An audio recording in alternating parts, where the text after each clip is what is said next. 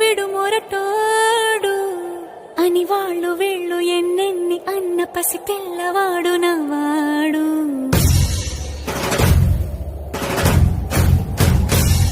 విడు ముండోడు అని ఊరు వాడ అనుకున్న గాని మహారాజు నాకు నవ్వాడు.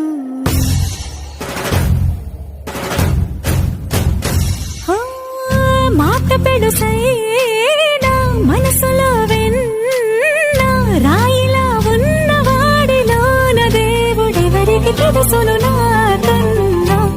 సూసేకి అగ్గిరవ్వ మాదిరే